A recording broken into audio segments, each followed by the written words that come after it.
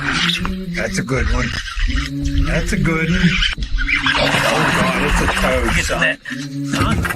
It's a toad, dude. Let's go. I wake up to a little bit of drool on my pillow, feel like it's gonna be a bad day. What is going on, OneCast fans? Welcome to Fishing Friday Live. This is also going to be episode 55 because just Trey and I, we were being lazy this week, so we figured we would talk to our listeners that come on our lives, and we would talk about stuff going on in the industry. I know I put a big description on if you saw it on Facebook and stuff, and honestly, I don't remember what I put on there, so we'll do our best. But before we jump into that, I want to make sure we talk about our partners that allow us to do this. We'll do this every week, bring you shows, bring you lives, continue to come to you with different content. So make sure you head over to OneCastFishing.com, use the code TheOneCast, check out their line of snagless jigs, long neck hooks, and weedless nets. Get loaded up, soft plastics. It's also show season, so I know some of you hit me up, said you were going to be in Richmond tomorrow, so looking forward to seeing you there. I will be there. Trey will not, and Ben's up there with OneCast Fishing all week, so the OneCast me is going to join him tomorrow, and then next weekend OneCast Fishing and one person of the OneCast will be over in Knoxville for that show with Ben over there. Trey and I will be at Anglers Choice Open House in Martinsville, right? Martinsville, Virginia. Yep. I couldn't remember if it was Martinsville or Martinsdale or whatever. So we'll be up there in Virginia at that Anglers Choice Open House. We're going to record a show up there with some of those folks that are there. And you see you two snuggling around that little heater tonight. You know it. So we're looking forward to going up there. Speaking of being snuggling around the heater, Carolina Waters. If you're looking for performance gear to keep you cool in the summer, protect you from the sun, we take a risk out there on the water as much time as we spend as anglers, whether we're in a boat, on the bank, however you do it. Sun exposure is a big deal. That's why when you see us in photos, Trey and I, we always have gloves on. You'll see us with face shields. Performance long sleeve shirts and things like that are important. So make sure you check out Carolina Waters. They have all that performance gear you could need. UPF shirts, looking at coming out with some other stuff I can't really talk about. And right now it's cold, and they got the new performance hoodies in. They are awesome. They're super comfortable. The sleeves are right. They fit good. So I don't know about you, Trey, but for me, I'm just going to talk a minute on those new hoodies. Like, this is a good one. A lot of hoodie companies make it where the sleeves are so long they're down over your hands. If you're trying to fish in a performance hoodie, that thing's riding down over your hands, and it's a pain in the butt. So you don't get that with the Carolina Waters ones. If you want to check those out and get you some sweet hats. I didn't wear one of the new hoodies tonight because I'm terrible at marketing. So check those out, though. I have them in some other podcasts, so go back and look at those. Head to CarolinaWatersNC.com. Use the code TheOneCast and order you some of that performance gear. The season's coming, so now's the time to load up. That's right. And, you talked about, OneCast Fishing, get your snagless jigs, get all your tackle loaded up. Go head on over to OneCastFishing.com, get our apparel, help support the show. Pete talked about protecting yourself, and let's talk about owning your piece of your little slice of paradise. So if you guys are in the market looking for properties in the country or anything like that, head on over to or contact Eric Schwinn at 936-494-9686 or email him at eschwind@mossyoakproperties.com. That's ESCHWIND@mossyoakproperties.com. He is your broker here in the Sand Hills area. He's going to help hook you up and find you that perfect piece of paradise, whether or not you're looking for just natural landscapes, rolling hills, waterways, wildlife. If you're an outdoorsman, or if you just want to own your little piece of paradise, hit him up. That's Eric Schwind or eschwind at mossyoakproperties.com. He's going to hook you guys up. And I know Pete's going to be in the market here real soon to get his little slice of paradise. So yeah. Gonna be getting set up down here, relocating permanently to North Carolina. For anybody that doesn't know, that's been a temporary deal for me, but it's temporarily been 5 years, so it's time to permanently make a decision and plant roots. Not that they aren't already planted. Our lives have kind of swung here with friends and everything we have down here. So looking forward to and not looking forward to the house hunt, because it's never fun, but Eric will make it easy if you're looking for land, homes, businesses, whatever. So let's see. We got a bunch of comments already. I saw Hal said he saw we're around the heater. Hal got to be in the studio. If you haven't listened to his episode, Make sure you check that out. But yeah, we have one little heater in our little podcast room, and Trey and I, as well as Doc, who's my black lab. That's right. Because he's staying with Trey for a couple days. He's snuggled in here around the heater too. So we're making sure we stay warm. Andrew Pullman Fishing says, "What's up, guys?" or "Hey, guys," from over on YouTube. We've got Paul Heels with Bass and Brews podcast. What up, Paul? What up, Paul? Glad to see you on. He said he called us ballers. James and Speck said, "Trey, get to work. Get to work. All So, right. Sounds good. Paul, we know you're camping, but you're kind of like a masochist, man. I see your cold weather camping." And Jonathan Williams says, watching on the tube. So Jonathan, appreciate you jumping in. Let's jump into stuff going on in fishing real quick. There has been kind of a big week with some tournament stuff going on in disqualification. So there were two, and I didn't pull the information up. You can go find it. It's all over the place. It was big news yesterday. The MLF College Championships took place.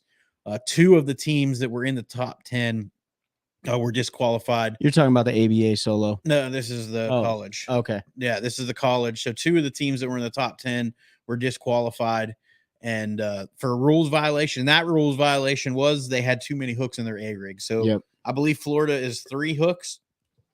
You can have as many baits as you want, but only 3 hooks. They were running a traditional A rig, which is 5 baits, 5 hooks.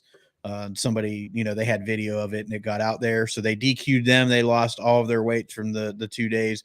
Unfortunately, that bumped one of them out of the MLF championship. That's right. Because that part of that winning that is an invitation. So unfortunate for them, they got bumped, but it let somebody else move up in there. And then it was Aiden College. It's Adrian College out of Grand Rapids, Michigan, the Bulldogs. And it was their first time ever winning the MLF championship at the collegiate level. So congratulations to those guys. Yeah, heck yeah. And then also in Florida, the ABA, the new solo series. That's right. Yep. Coming out, they had 5 or 10 teams. I just read it and I already forget. That's terrible. I know. But they had multiple teams get disqualified for a rules violation. And Trey and I have been talking about this since we saw the news. And it's just important to read the rules in whatever tournament trail you are fishing, or be safe. You always need to run a life jacket when you're running. I recommend it all the time. It's very, very important to check the rules of the club or the tournament series you're ruling. Unfortunately, if bunch of teams got DQ'd down there with that ABA. The ABA changed the rule this year to any time the big motor is running. So that's similar to BASS. Once you get, I think all the BASS tournaments are like that. As soon as you crank the big motor, you better have your life jacket on. The ABA changed and adopted that rule this year, and multiple teams violated it on day 1 of practice. So those teams are disqualified from that event for that. So like Andrew said here, tough lesson to learn. You have to learn the rules in the sport. Each organization has their own little intricacies. Clubs are different sometimes from bigger organizations. So whoever you fish with, whatever you fish with, make sure you check those rules, because you hate to get a DQ over something simple like that. But I'll tell you what, I give them a lot of credit for. You're right, Cody. It's not a terrible habit to make anyway. Yeah, it's Pete and I were just talking about that because we're fishing a circuit this year together, and we haven't read their full rules, but when in doubt, just wear your PFD, and make sure your kill switch is attached. It's safety. And I give the organizations that enforce the rules a lot of credit, because we talked about that earlier on, is if you're going to have the rule, enforce it. That way you can set the standard and they learn from it. Hopefully one time, never happens again, So, and they're liable for a lot of angler safety as well. So, but yeah, I give him a lot of credit. Jonathan said, I was at Raleigh show with Ball Sacks Line. Saw y'all Saturday, but y'all were busy talking, or I would have stopped and said, yeah, man, we got a bunch of notes like that, and I hate that it was like that, but it was good because it was super busy. We got to meet a bunch of people. We got to network with a bunch of companies. We got some cool guests lined up and stuff to talk about. So looking forward to that. Over on Instagram, Echo Baits, if you guys haven't checked them out, they got some really cool stuff coming. I got, hey guys, this is Laura with Echo Bait Company. Met your wife at ICAST. That's my wife Chelsea, who's been on the show, and now I'm a fan of your show. Good job. Thank you, Laura. We're looking forward to what y'all have coming down the pipe. I know you haven't released everything. You got some stuff that's waiting on patents and things like that, but some really cool stuff that Echo Baits has out there. We talked about them when we did our ICAST recap, stuff we were excited to see. We had Chelsea come on and do that because she was lucky to be there. We couldn't make it last year. So she gave a recap, and that was one of the things she was super excited about. So we're going to get something lined up. I want to get them on to talk about it, but kind of waiting until we did, Austin.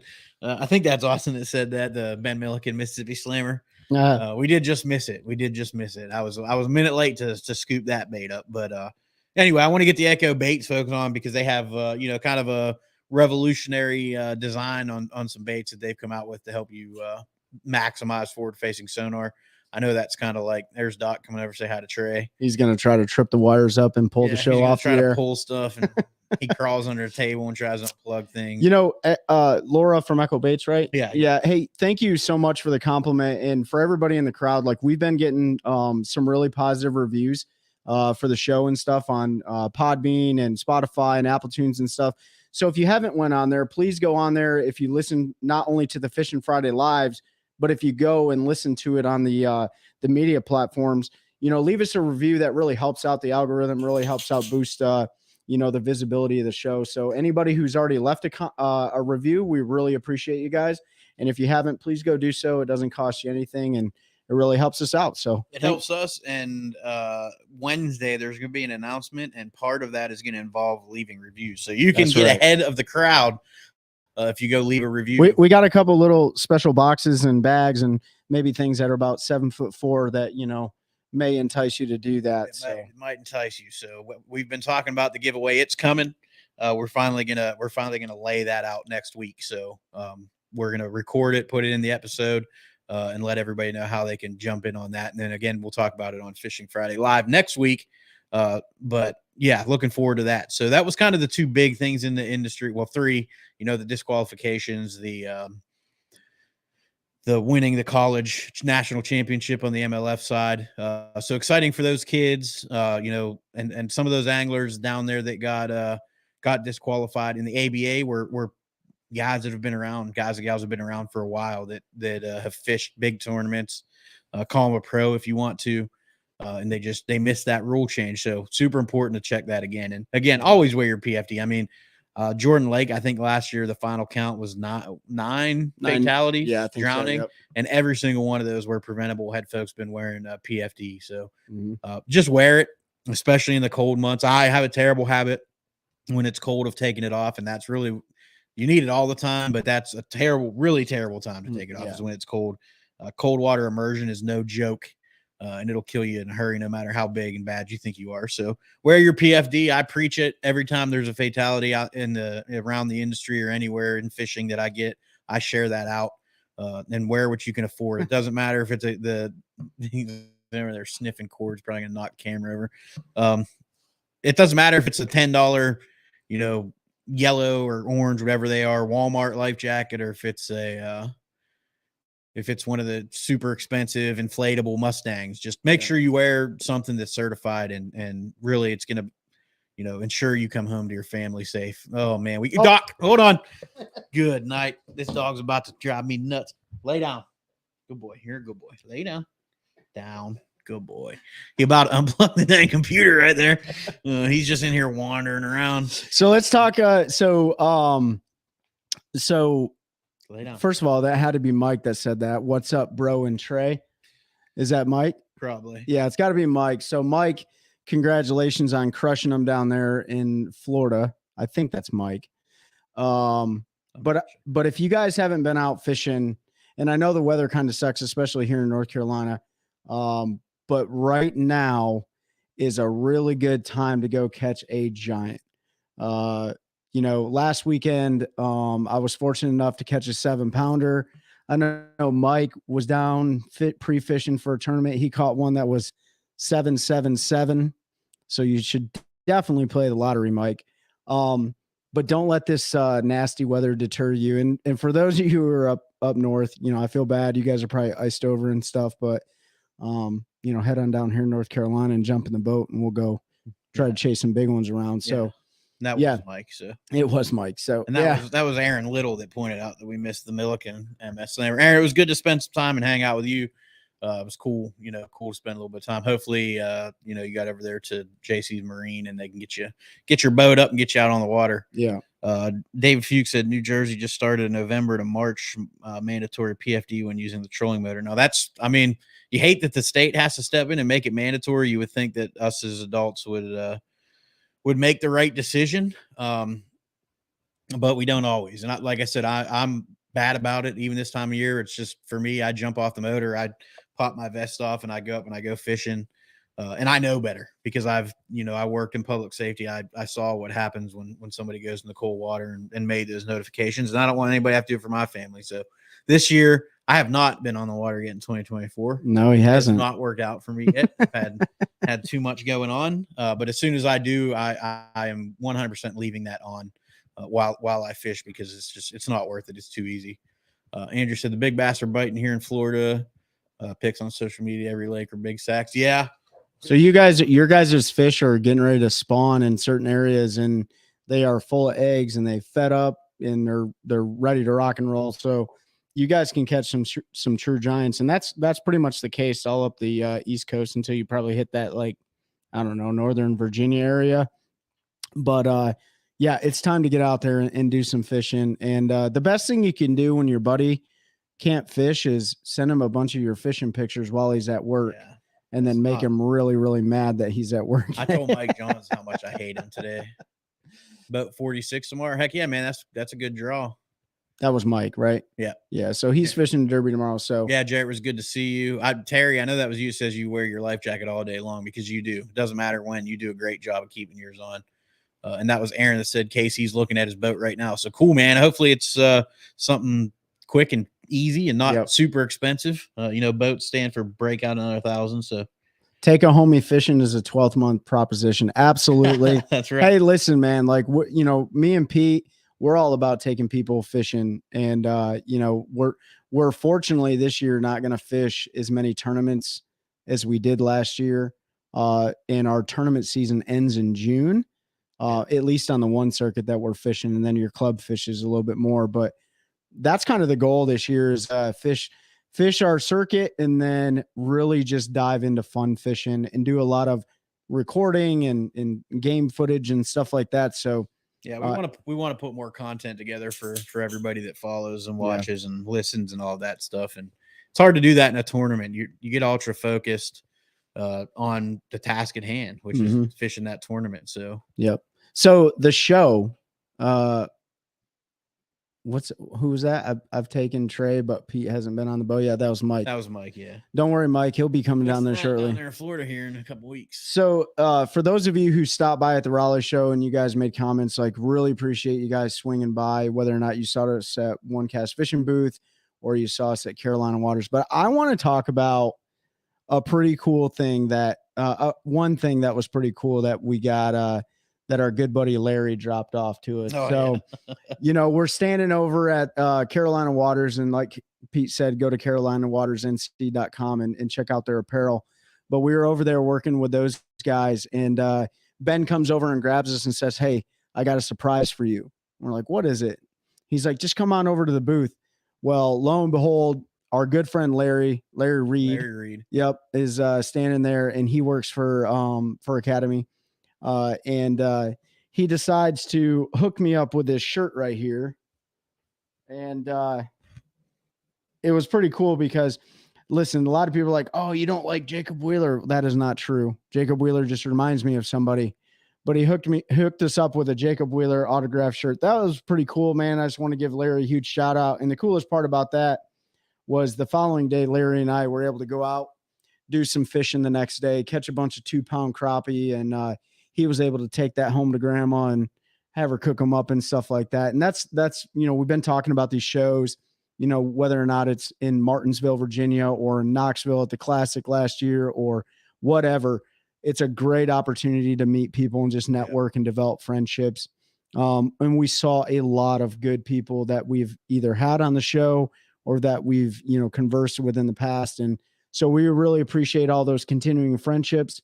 And, thank you, Larry, for dropping that autographed T-shirt off. We're Thanks to everybody, man. It's super humbling to have, folks come up to you and and appreciate the work. It's a lot of work. This isn't like, I don't know, people. I think I probably had the impression that like, oh, they just sit down and record and like for other podcasts, but there's a lot of work and you gotta do self-promotion and you gotta push that stuff out there. So to have folks come up and say how much they appreciate the show and they like the content and to keep going, it's going to keep us going. So we're going to keep going as long as we can do it, because it's a ton of fun. And like Trey said, we want to try to diversify into some different content this year and do a little bit more on the water.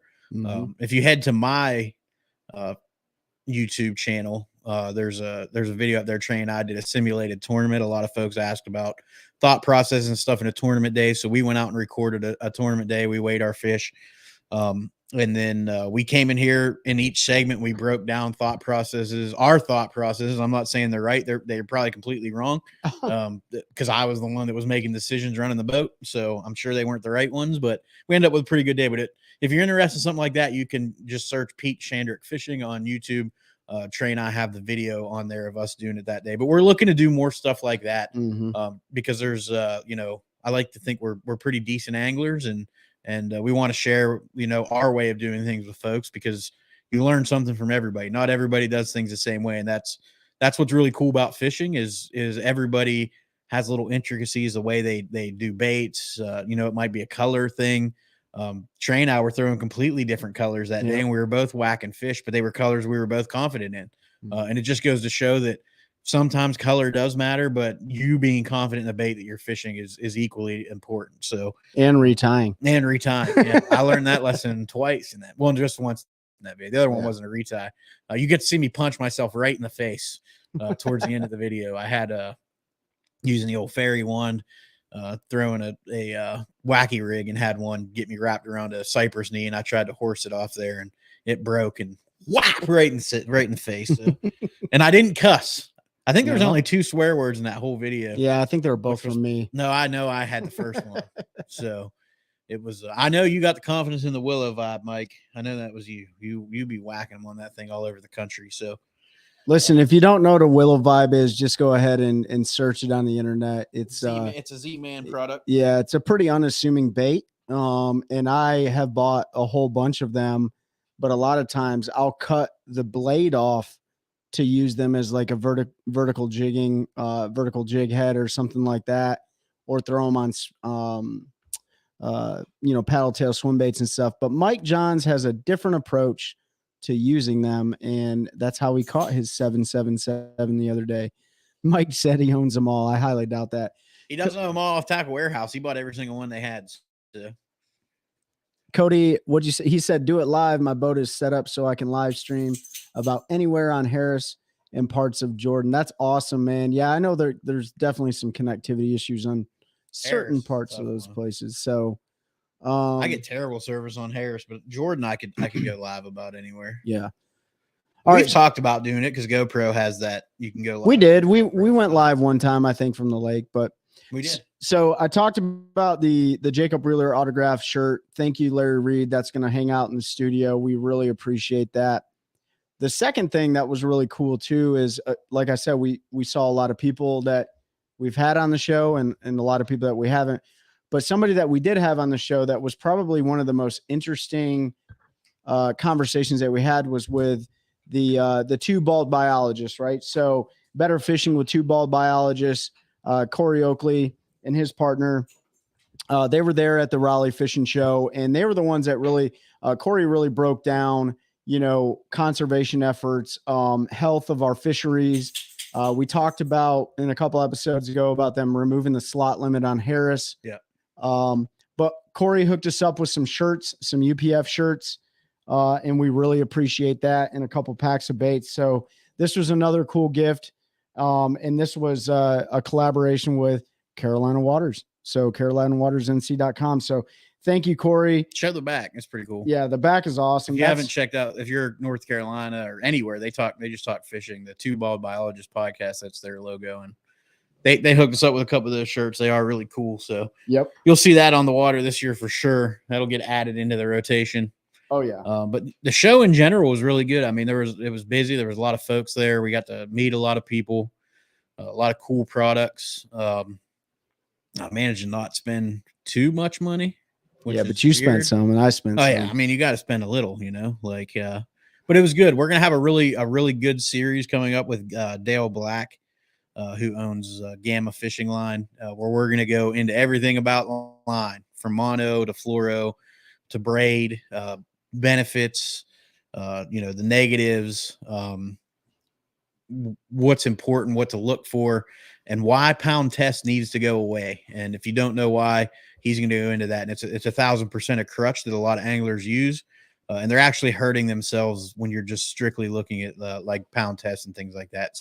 So we're super excited about doing that one. I got to get scheduling and stuff tied down with him, but that'll probably be a 3-part podcast deal. So that if you have questions about line, make sure you join our group. I'm going to post that ahead of time so we can make sure we ask those questions. Let's see, Cody, what was favorite product from the show you hadn't seen before? Actually, it wasn't even something that I hadn't seen before. For me, I've seen them before. I just never really looked at them. And it was Carolina Crankbait Company, and they're I'm gonna go get them. Yeah, he's gonna go grab some because Trey bought some too. They're custom kind of crankbaits, custom built, custom painted, balsa, just really, really good looking baits. And they're super cool. If we break up here, my dog just tripped over the thing in. Lesson learned: do not bring your dog to the studio. But they're really cool baits. So I'd seen them before, but I'd never really actually looked at them, just because usually at shows we're so dang busy. It's tough to get time. But that's one. Little square bill, little flat sided body. Gonna have a really, really unique wobble. Probably it's really tight because of the bill shape and everything. Gonna deflect really well. Here's another one, a little bit different color. Still kind of a natural shaddy, or is that a bluegill? That's a gill one. Yeah, that's a good one. I got one of them bad boys there. So that was for me, Cody, spending time looking at that stuff, and they had a couple of their builders there. I got to talk to one of them. That was the coolest thing that I spent time kind of checking out. So that was for me, Trey. I think I might know what you're going to say, but I don't know for sure. So what would you? I don't know if I want to say it.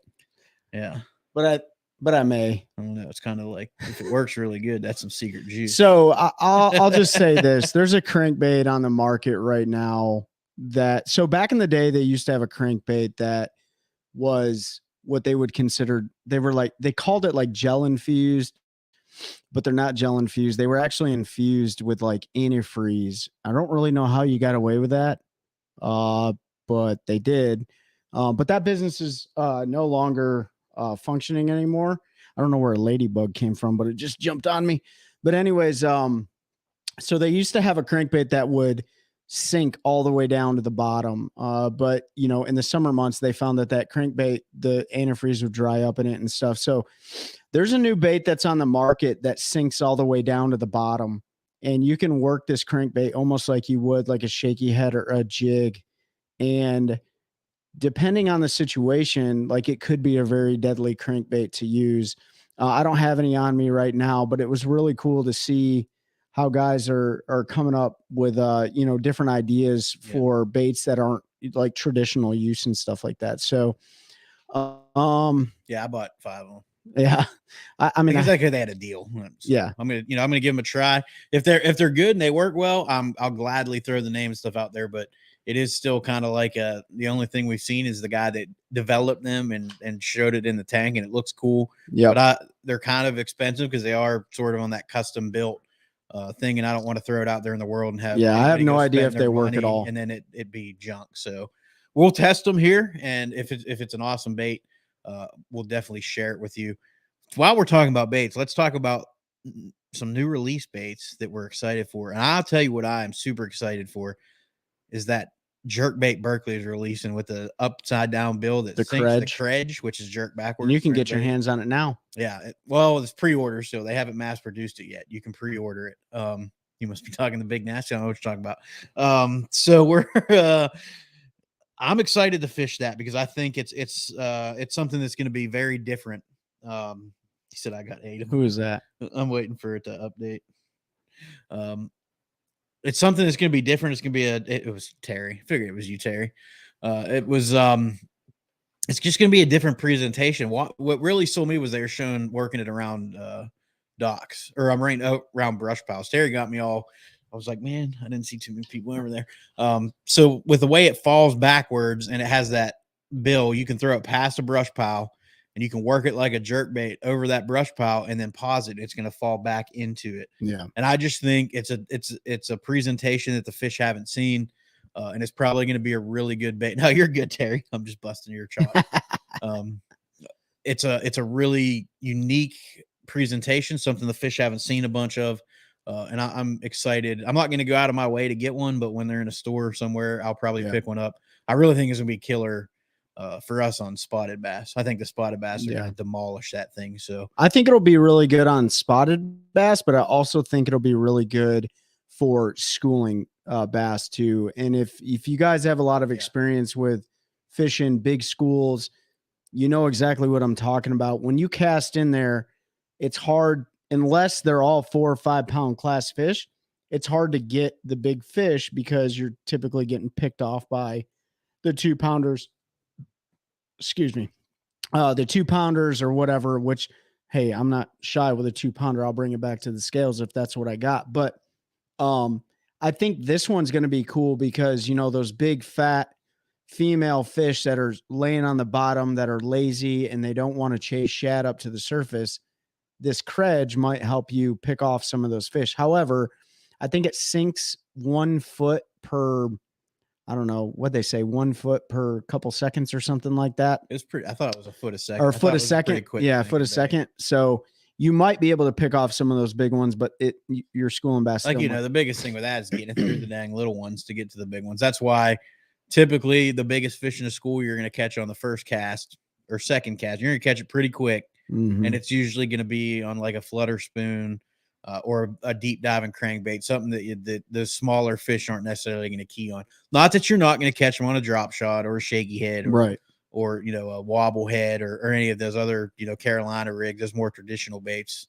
But for me, at least traditionally with those big, it's 1 to 1.5 feet a second. Okay. Yeah. That's a pretty fast sink rate. Fast sink rate. So it may get down through those schoolers, but it's also a smaller profile. So those little 16-inch or Sharon Harris bass are going to demolish that thing. But I will tell you, like, you know, there's times when big fish will be in their own little part of it, you know, offset from a school, maybe hanging out a little bit deeper water, whatever the case may be, trying to get a little bit more oxygen.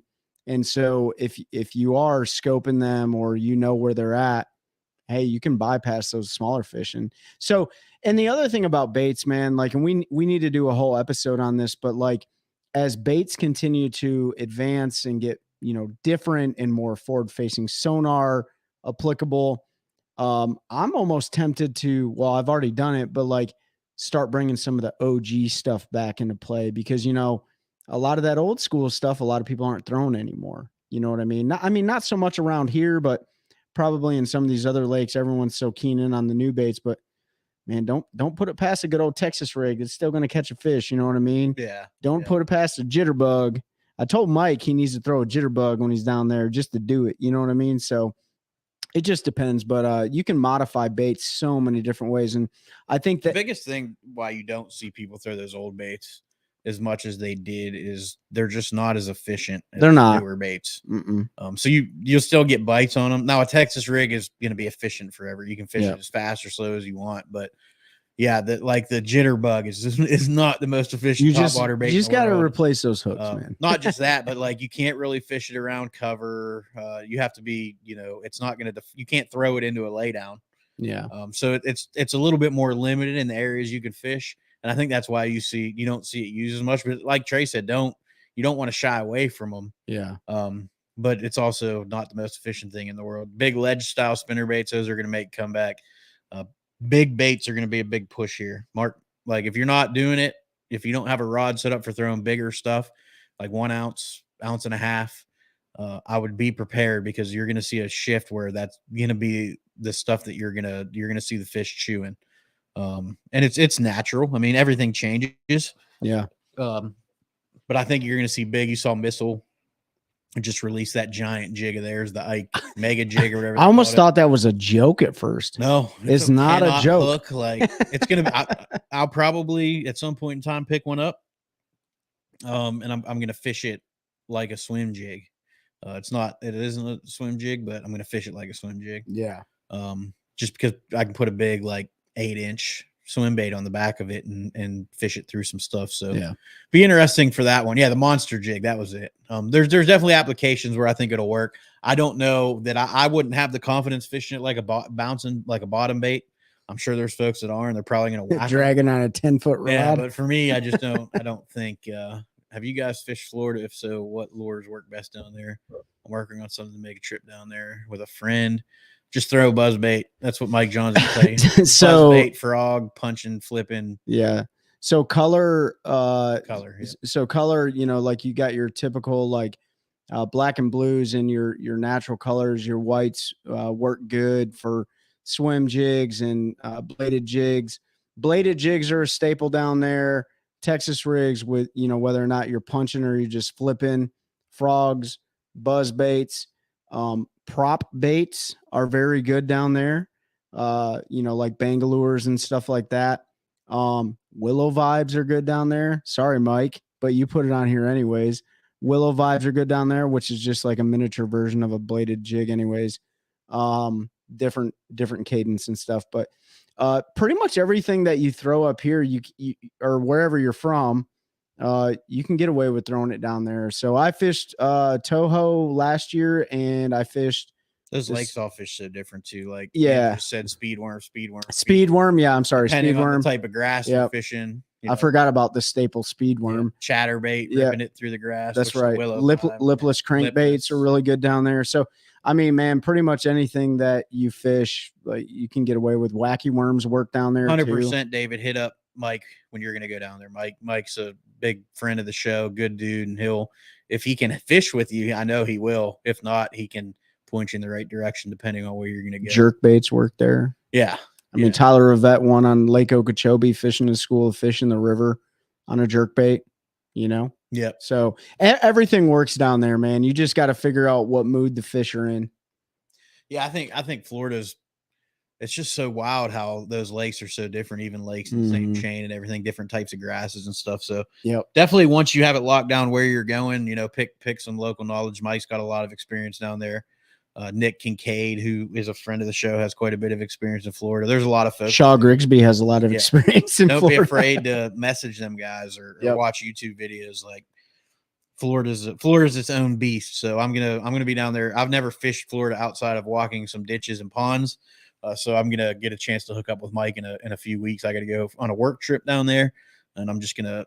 It is actually a work trip. I know it is. Work Monday through Friday, but I'm going to make sure that I schedule my travel right. So spend a couple days with Mike and get the Florida experience. So yeah, that's great resources, Mike. Good guy and not afraid to share. Like we said, he's all about growing the culture of anglers, helping anglers one cast at a time. Pete and Mike, February 2024. Be ready for the YouTube videos. It's probably just going to be me laughing a lot and boat flipping alligators in the Mike's boat. That's right.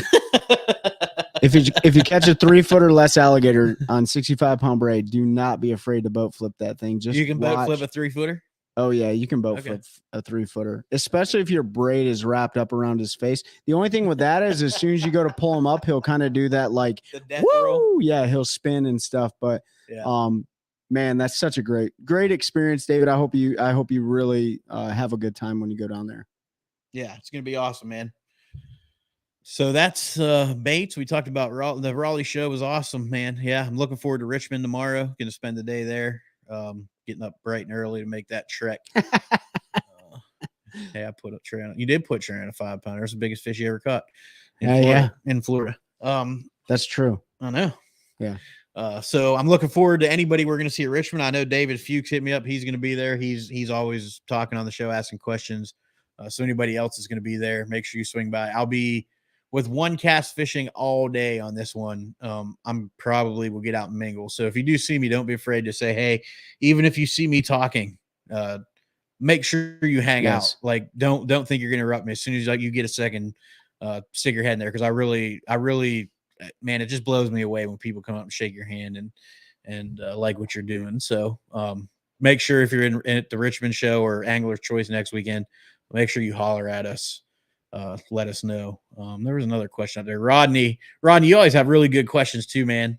I appreciate your Engagement. participation and engagement. He said, what's your opinion on the giant bass jigs? I think they're going to catch fish. I think they're going to be pretty situational. Personally, this is me talking. Other guys, situational. Other guys may go out there and smash them, throwing it all day, right? Where I see it benefiting me the most is fishing it like a big swim jig with a big paddle tail on the back. I can also see in team tournaments the benefits to that giant jig. So team tournaments, depending on where you're fishing, can be a completely different mentality. And a great way to fish a team tournament is your guy in the front of the boat. His goal is to catch 5 fish. And that guy in the back of the boat is going to throw those baits that typically get bigger bites, the jigs, the frogs, the swim baits, glide baits, those types of things. He's looking for that kicker fish. Now, once you get 5, you're both kind of doing the same thing. But when you're looking at a two-man tournament, there's got to be a little bit of thought process there. Sure, you can both throw the same baits and you can catch 5, 15 inch or 16 inch or whatever your limit is and put them in the box. But you may have missed that opportunity on some of those areas to catch that bigger one if you're not going to fish behind yourself. So it's always good to kind of plan that way. So for me, that would be if I'm the back of the boat guy or the guy looking for the big bite, like I think that'd be a really good bait. I don't know. John put the picture up with that great big giant lobster looking soft plastic. I don't think I'd go that big with a trailer, but something to match. And I mean, it's going to get bit, right? Big bait, eat big fish, or big fish, eat big bait. Big bait. Big bait could eat big fish, I guess. Fish. But big baits catch big fish. You're not going to get as many bites. And I think people overthink too much. Fish don't know when they see something what it is. They just see something and they go, "Oh, I can fit that in my mouth." Sometimes they don't even know if they can. They still eat it. Yeah, that's right. And they eat it. So, yeah, it might look like a giant crayfish, right? Or whatever you set it up to look like. But at the same time, to them, that's just, oh yeah, I can get that. I can get that down my gullet and I won't have to eat for 2 days. So you may find it very applicable to giant catfishing. I don't know.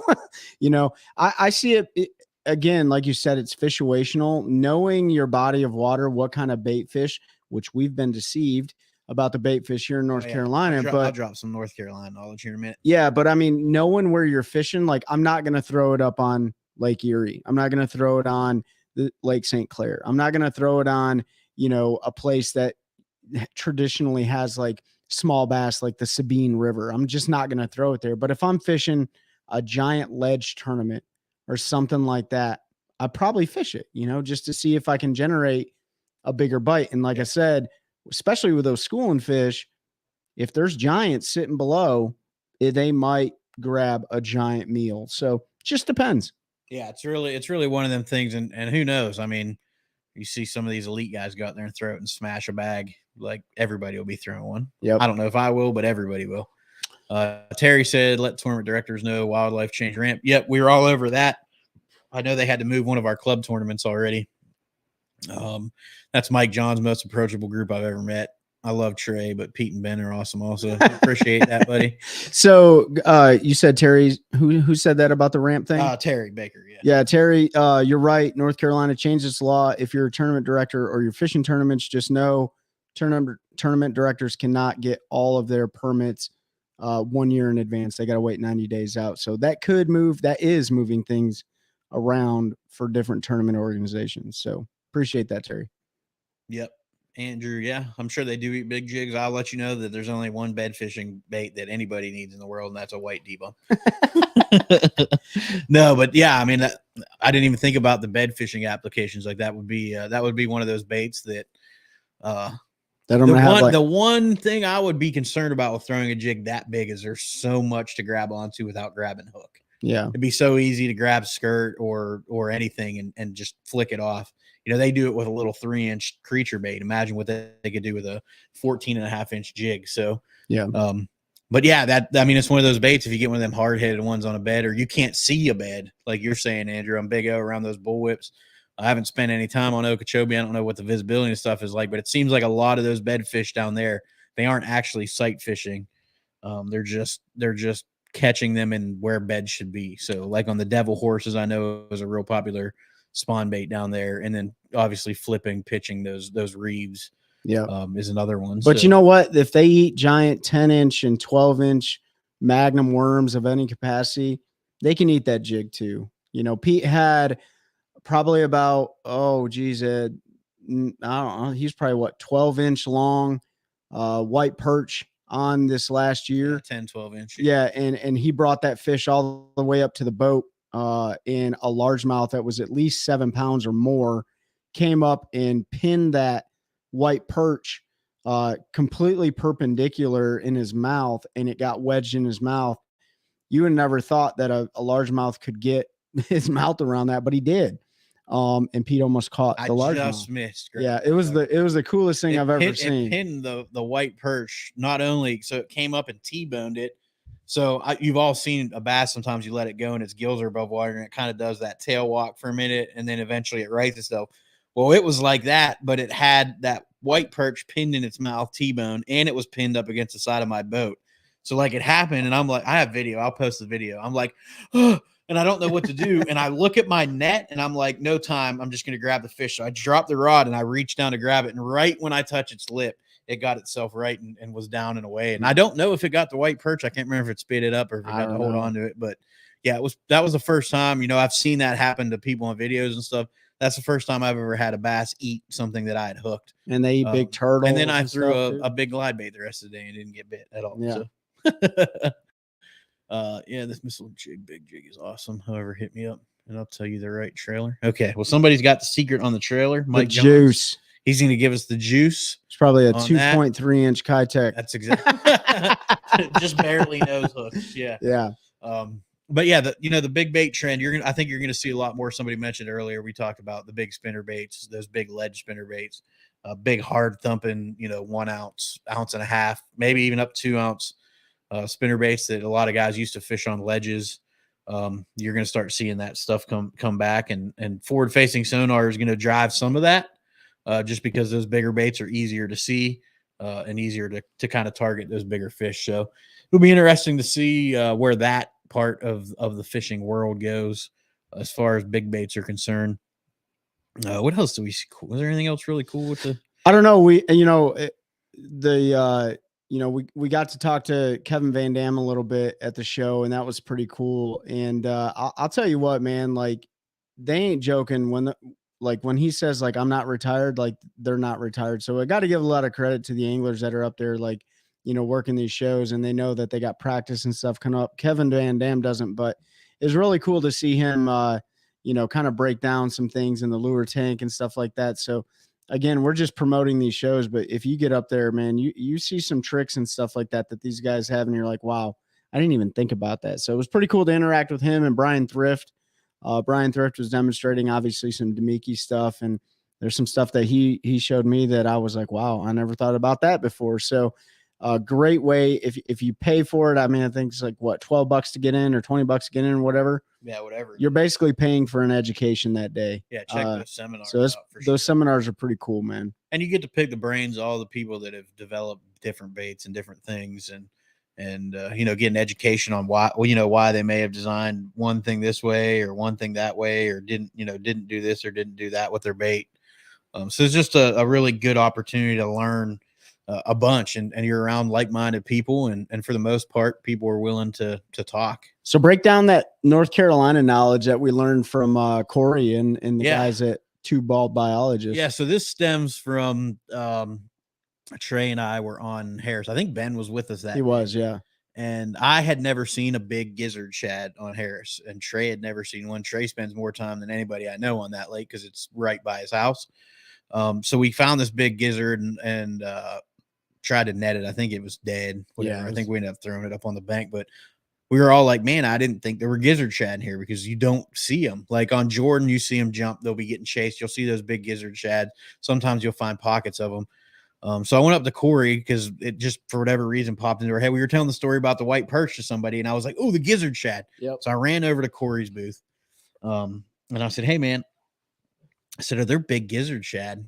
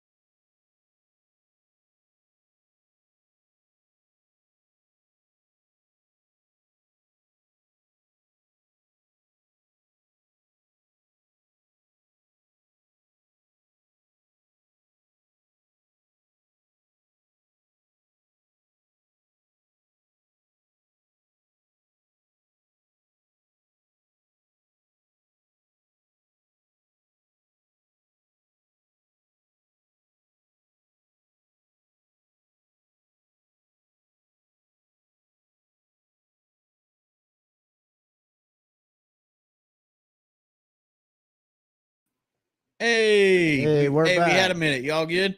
Yeah. Where's the dog? That's a great question. Hopefully we are back and working. We had a little internet hiccup there, and it booted us off the stream for a second. So we're back now. It looks like most of you are still here. So where I was at was, so I went up to Corey. I said, "Hey, man, are there big gizzard shad on Sharon Harris?" And he goes, "Pretty much all the shad are gizzards in Sharon Harris and Jordan and every lake in North Carolina." And we were like, "What?" Because much like everybody else, we were under the assumption that those little shad we see in the fall are thread fins, and that's what you have. Nope, those little fish that we see in the fall are almost all gizzards, and a gizzard shad and a thread fin at that, on infant stage. I'm sure there's a biological term for it. Baby stage. At the baby stage, when they're little, those little 3-4 inch shad that we see that are silver with a black dot are all gizzard shad. And if you hold them in your hands and you look at them, the only way you can tell the difference is the gizzard shad will have a gold ring around its eye and the thread fins have silver. And he said, look at the ones you snag when you're fishing. If you know people with cast nets, look, and he said 95% of them are going to be gizzard shad. So that was an education for us because I had no idea that we had that many gizzards. I really thought that we had mostly thread fins. The tray stage, little but strong. Had to be Mike. Yeah. What's up, Stephanie? Yeah, so that just goes to show you, like, a lot of these, these bait fish, they don't grow to their full potential because they get hammered, by the largemouth and stuff like that. So it was really interesting to hear Corey talk about that when we totally thought there wasn't a single gizzard shad that lived in that lake. So if you're in the North Carolina area, from the biologists themselves, they said 80% of your shad are gizzard shad. Don't be confused by the size of them.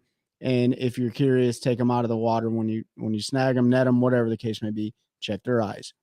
Gold gizzard, silver threadfin. And we talked to Corey. He's going to be coming back on, and we're going to talk more of that kind of stuff when he comes on this next time. We got into a lot of the politics and things going on around North Carolina when he was on last time.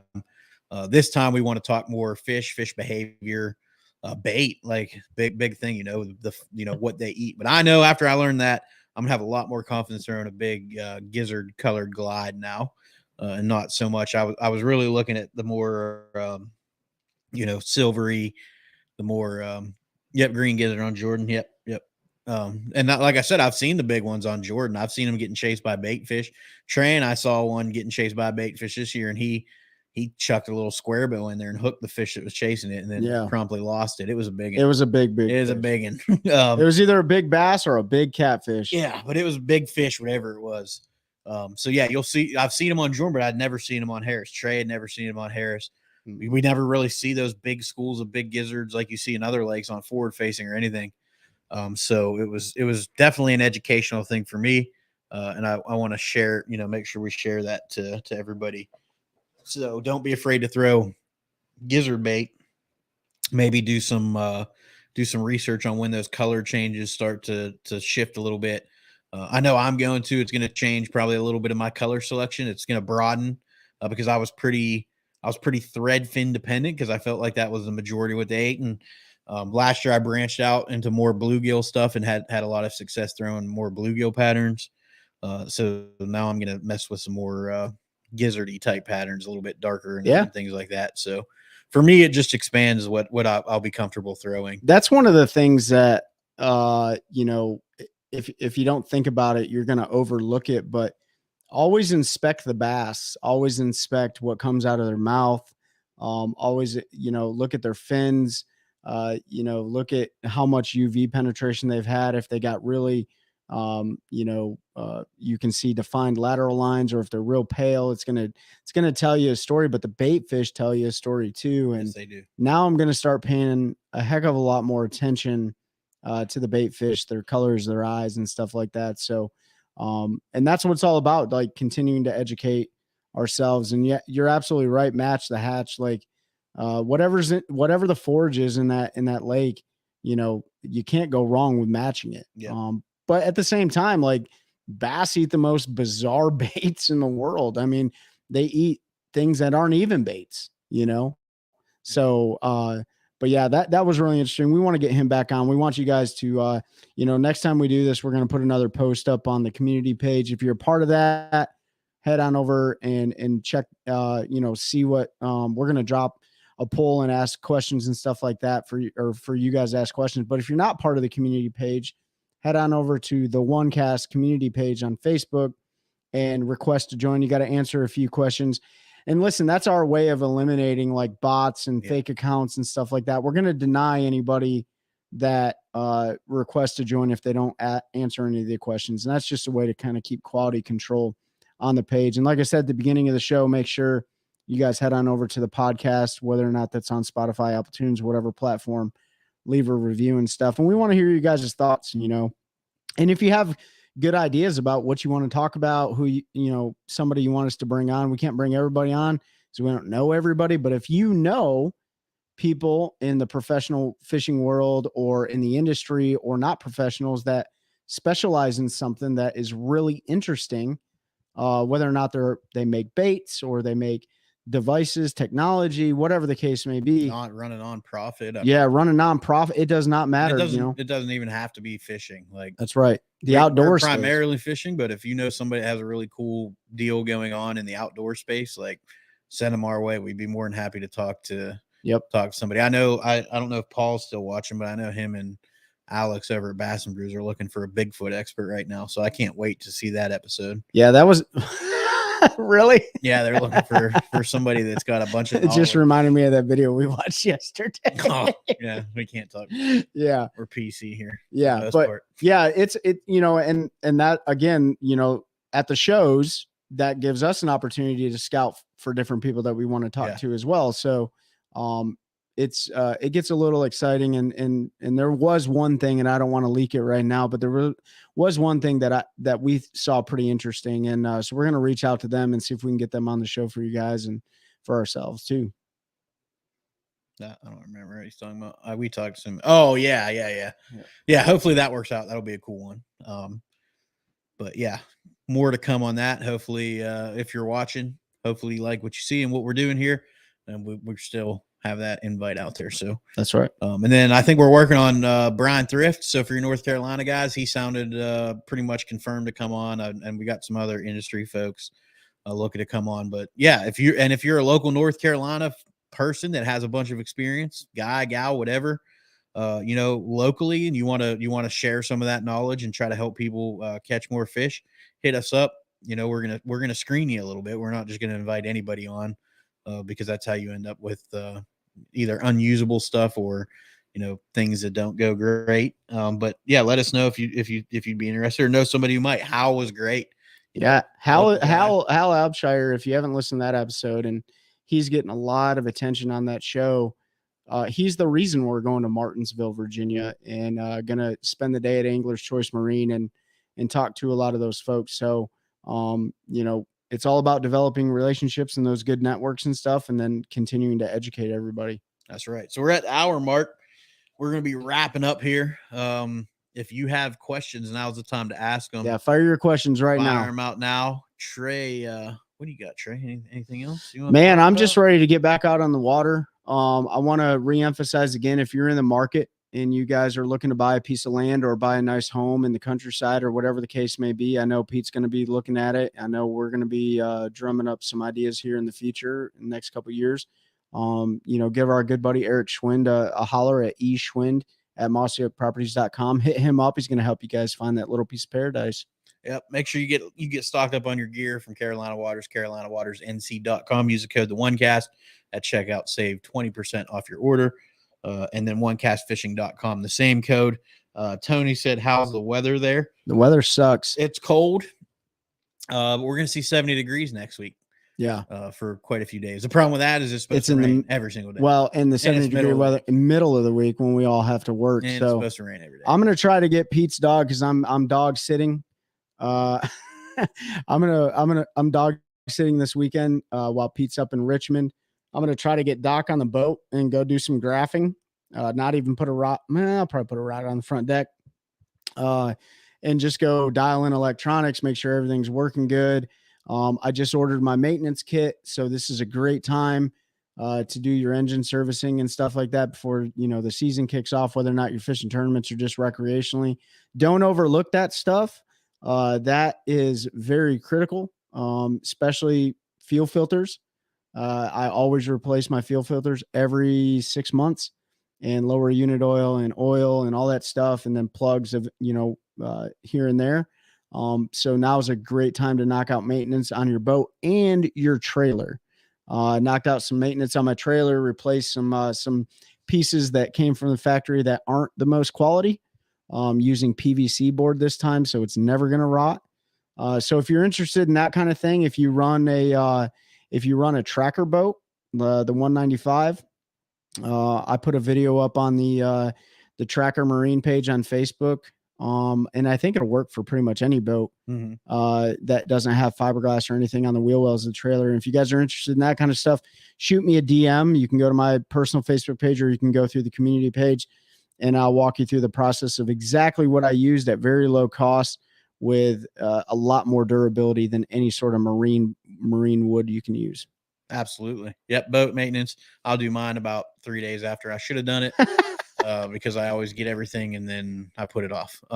Pete, how do you like the hard bait?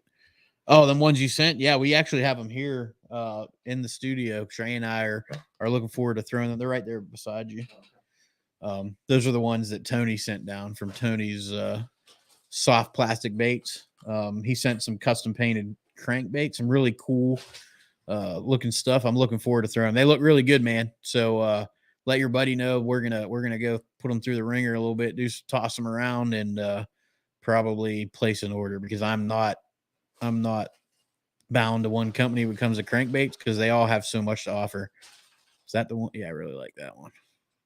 That one's gonna get chomped. So yeah, I'm looking forward. Tony, again, thanks for sending those over, man. Really looking forward to throwing that here coming up. Square bill season's coming back in early spring. They start to move up a little bit. I like to chuck her around a little bit. But yeah, so Trey's going to do all our scouting this weekend for our tournament season coming up, because I'm a bum. No, he's going to go check out one of the lakes and try to mark some brush piles and stuff. Jonathan, I saw up top, you said you're going to hit us up before the BFL on Kerr. Definitely holler. Neither one of us are great on that lake, but we can look at conditions and give you an idea kind of what's going on. My worst tournament ever was on that lake in 2023. It was the first time I've ever zeroed, and it had to happen. It had to happen. I needed that to make me reevaluate my thought process on that lake specifically, because it like monkey punched me right in the face, dude. So, but that being said, there's a lot of local knowledge on that lake, and we do have some knowledge on that lake. So give us a shout. Yeah, that can be a tough one, especially as a co-angler, because if the stuff's offshore, dude, take a drop shot with you. Take a drop shot out of that bad boy. But yeah, the best I can tell you now is you're preparing months out, is be ready to have a little bit of everything with you, so you can kind of do what you got to do. But yeah, so we're boat maintenance, scouting. I'll get out on the water and do some fishing here real soon. And if my schedule works out with work. He's fishing 5. Heck yeah. All 5 BFLs. Good deal, man. I hope that does work out for you. I know as far as learning and fishing bigger tournaments, I think the BFL is is the best route to do that. They have a really good program there. Not the best payouts as a boater or a co-angler, but it's more affordable buy-in and it's just a great. Boy, you're paying for an education on that. You really are, yeah. Especially as a co-angler. I mean, you're paying to hopefully get paired with somebody that's got their stuff together and can teach you a bunch. Come to Where's Normandy Lake, Tony? I know where the Battle of Normandy was at. I don't know where Normandy Lake. I think I can get my boat there. Tim's Ford. We'll have to check that out. Who said that? Tony. We'll check it out, man. We'll check it out. I think he's if I remember right, you're in Tennessee. Yeah, Tennessee. So okay, we'll take a look, man, because we're looking to take a little tour here in the next couple of years. And that's right. Especially when Trey gets retired and takes a little bit of time off. I'm probably going to take a little time off, and we're probably going to make a round and go do a little fishing in a few places. So we'll definitely take a look at that. Sounds like it could be fun. Absolutely. What's up, Jeff? We're just wrapping up here. So I appreciate everybody's support again. If you're going to be at Richmond tomorrow, make sure you stop by and say hello. If you stop by and tell me how much you love me and that you heard me say that on this episode tonight, maybe I can get you some merch. Wink, wink. So yeah, make sure you stop by and say what's up. Looking forward to seeing anybody that's there. Harris Chain, Mike John said it. Mike, that's probably on the list. Yep. So I'm going to be up super early, making my way up to Richmond for that show. Trey is going to take my dog and go mark brush piles on a lake that we have a tournament on coming this year.